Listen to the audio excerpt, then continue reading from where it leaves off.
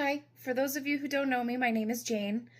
I started this page back in 2022 to be able to keep friends and family updated on our life and what we were going through with all of our medical complexities and stuff.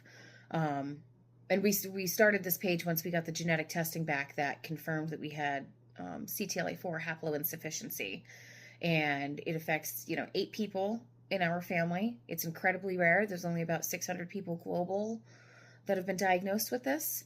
So because there's not a lot of people, there's not a lot of doctors that know about this. There's not a lot of money that goes into research.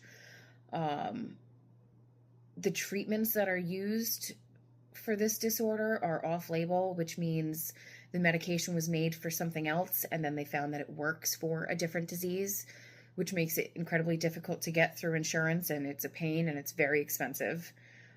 And the other treatment is a bone marrow transplant, which I had in February. And that's usually a last resort because all other therapies have failed and you are declining.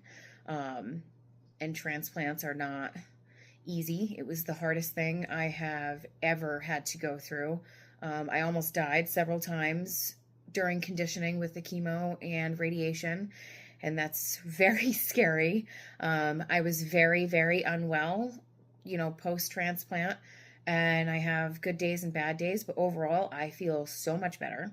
My condition's been cured genetically, and my autoimmune diseases have all been cured.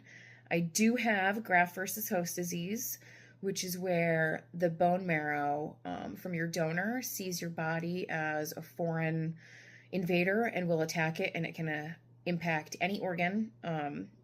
For me, it's my joints and my muscles, my fingernails. But I'm on medication to help treat that, which is working. And unfortunately, because of all of the chemo and radiation, it also put me into very early menopause, which sucks. And I'm kind of sad about that, but it is what it is. And I'm on hormones, which have helped. And my hot flashes are gone. So that's amazing. But we, as a family, have talked about how we can help other people like us and how we can use our hardships and the things that we're going through to either make somebody's life a little bit better, give them, information they couldn't have gotten elsewhere or haven't been able to get a hold of, and helping make other people's journey easier so maybe they don't have to go through the same hardships we went through. And I think part of that is by sharing our story and having other people